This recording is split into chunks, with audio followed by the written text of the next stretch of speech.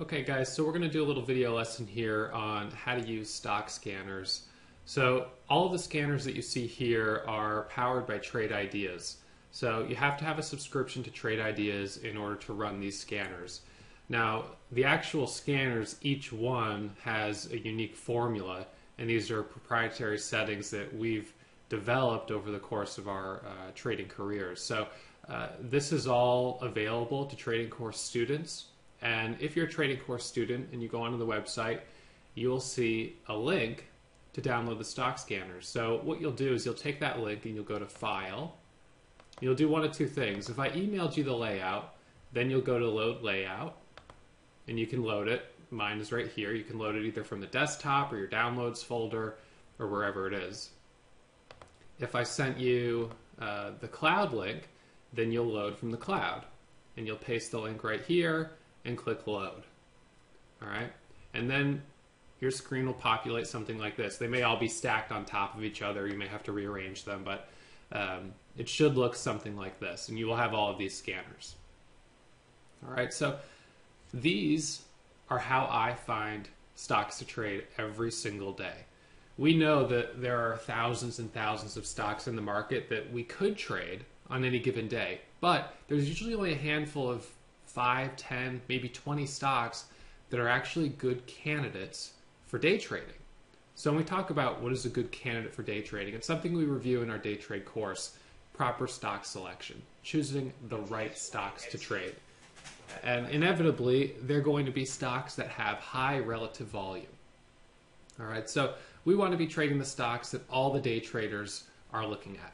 Those are going to have the biggest ranges, they're going to have the most volume, and that means they're going to be easy to trade and they're going to have large windows of potential profit. So as a day trader, we're looking for stocks that on an intraday basis could move anywhere from 10% to 20, 30, or 40%.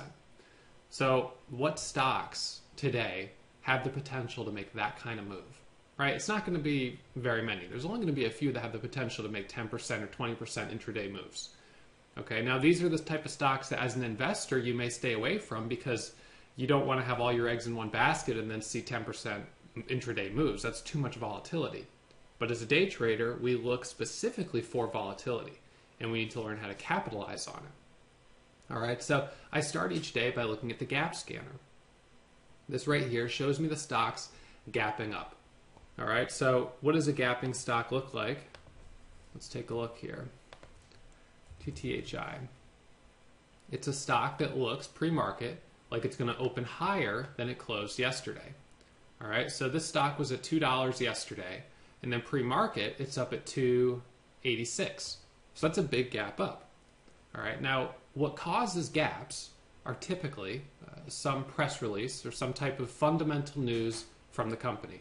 Sometimes it can be sector news, strength or weakness in an entire sector, biotech, retail, whatever. But generally speaking, it'll be news that comes out of the company, whether it's earnings, a biotech stock that has, results from a clinical trial, FDA approvals, government news, SEC investigations, EPA investigations, things like that can cause both positive and negative impacts on a stock. All right, so here's TTHI. So you can see this one was looking to open higher. So we knew pre-market that this was a stock that had the potential to make a big move intraday. All right, so we add it to our watch list. TTHI on watch has news, and then we'll start applying our momentum trading strategies to this stock. All right, this is a stock worth trading. And we traded it, and we made some good money on it. All right, so TTHI. FPRX, we'll look at that one. FPRX. All right, so this is a little bit of a more expensive stock. But look at that gap from $16 yesterday all the way up to $30 pre-market. That's a huge move. So we know this stock is going to be very active today. Traders are going to recognize that this stock will provide a lot of opportunities for profit. Now, whether any of the opportunities fit within the strategies that we prefer is, that's always the question. We'll only know once the market opens and we start seeing, how it trades. But we know this is a stock in play, so it has potential. All right, so again, this one goes on the watch list. Move this down here. All right, so I go through the gappers. I look at first the biggest percentage gappers, and then I can double click and look at the ones that have the most volume pre-market. And this is actually a current scan, 12:30 today, so this isn't pre-market volume. You can look at StockTwit's relative activity, what's socially trending. You could look by float. We know that low float stocks often have a lot more potential than the heavier float stocks.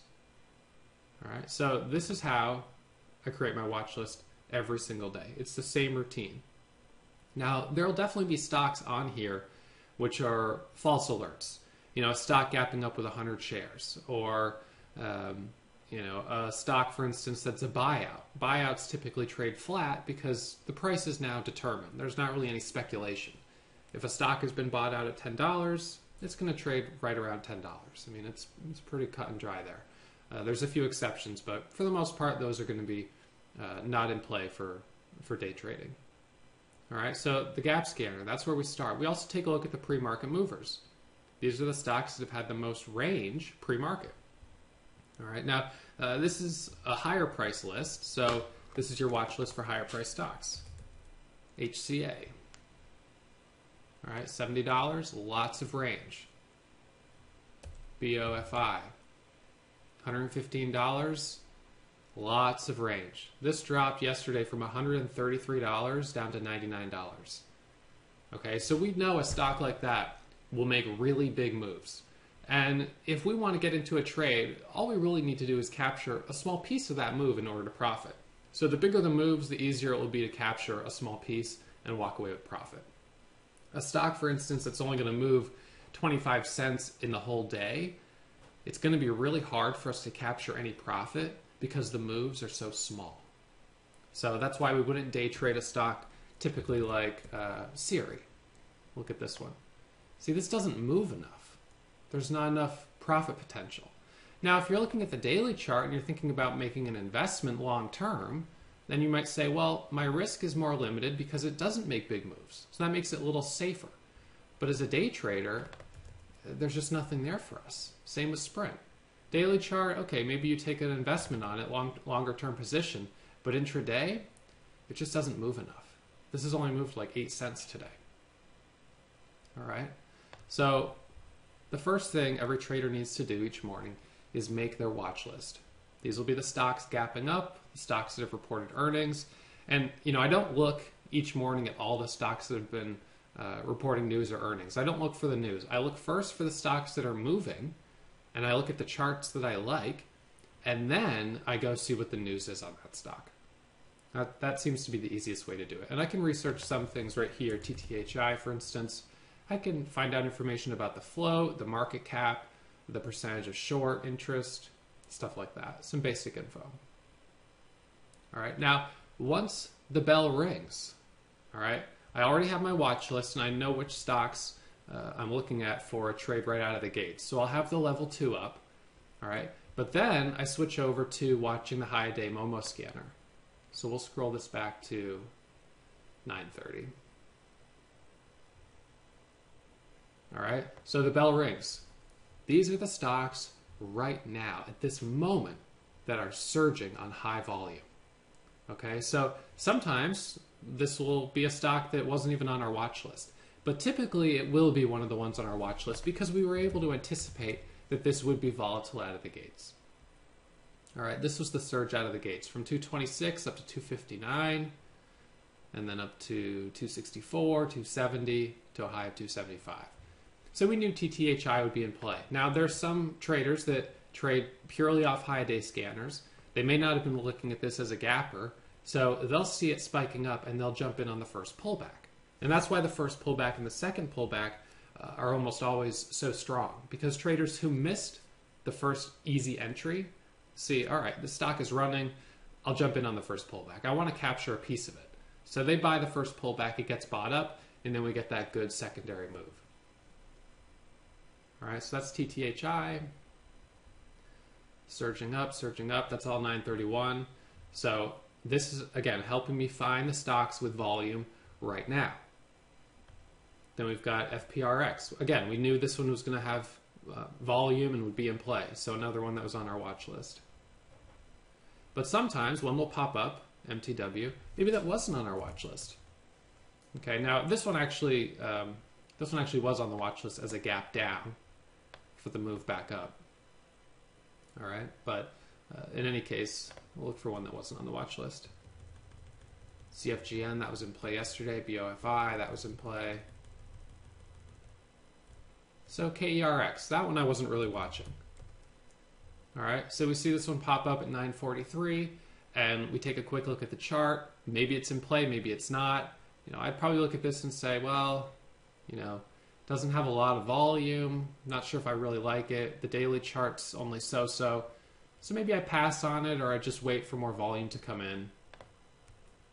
Keep watching the scanner. TTHI was in play, so we were trading that.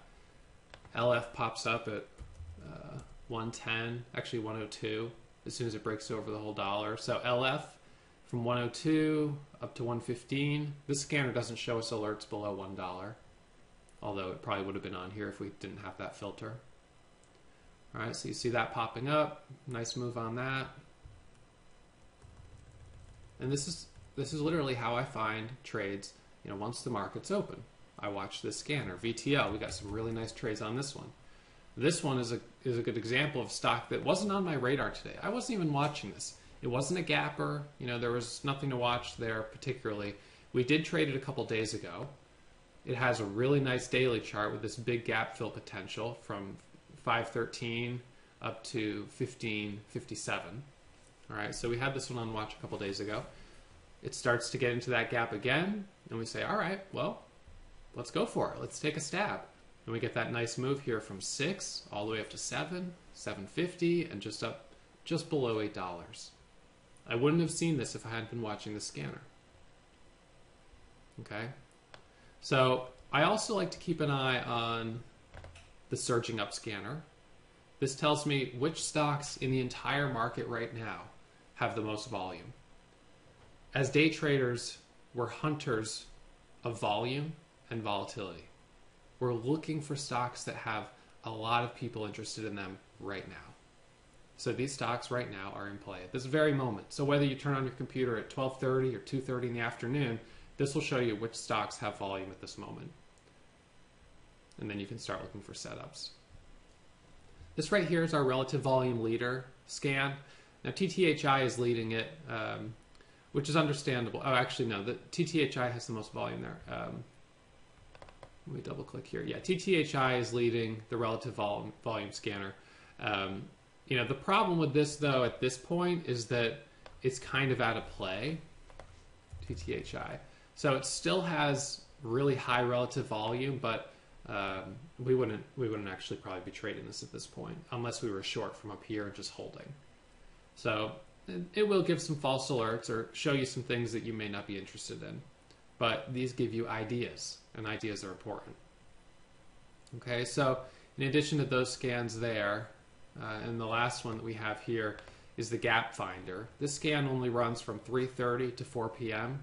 And it's going to look for stocks that have been strong all day long, that have a good daily chart setup, and they're closing near high of day. These are potential gap candidates for a gap up into the next day. All right, so we might find a good gapper here, and then tomorrow morning, ideally, see it right on here. And we're already in. All right, so in addition to the high day scanner, we've got this low float scanner and low volume scanner. This will sometimes pick up some good alerts that do have very light volume, so it's not always something that we would jump on immediately, but we would watch it and see if volume comes in. So eyes, for instance, at 940. Now at that point, it really only had about 100,000 shares of volume, so it was very thinly traded, but it was worth keeping on watch because we got that alert at like 720, and look at it now, it's at 758. All right, so it was definitely the right type of stock to watch, especially when we combined a little bit of analysis. It's got a great daily chart, and we know this is a former runner. It's a stock that has made some big moves in the past. All right, so I trade two different strategies for the most part. One is momentum trading. All right, so trading momentum either to the long side or the short side, trend-based trading. And the second strategy is reversal trading. Okay, so looking for stocks that are irrationally strong or irrationally weak and looking to catch the bounce.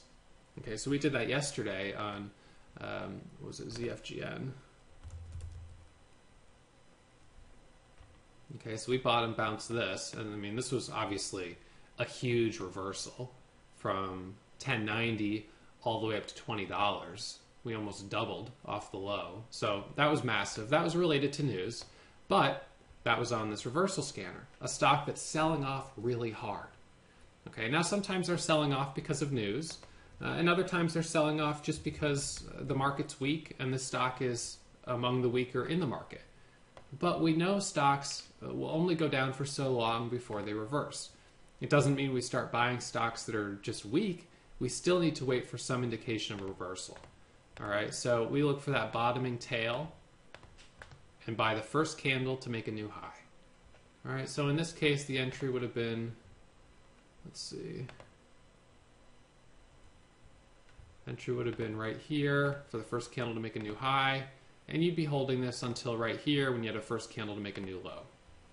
Your entry here, first candle to make a new high, and your exit would be here, first candle to make a new low. Okay, it's a very simple strategy. You just need to have good setups. And there's no way you would find these setups without using stock scanners. So these are scanning the entire market, looking for stocks that meet the criteria that we've told it to look for. So in this case, we're looking for consecutive down candles with a minimum RSI, a minimum amount of volume, a certain type of flow, certain position in the daily range. All of those things help us filter out the junk, the noise. And there will still be some junk. There'll be some alerts on here that you look at it and you say, no, this is no good, it's not for me. And that's fine, right? But you're getting ideas. And some of them will be really, really good alerts. All right, so it's really important that you have the right tools when you're trading. If you don't have the right tools, it's going to be almost impossible to profit.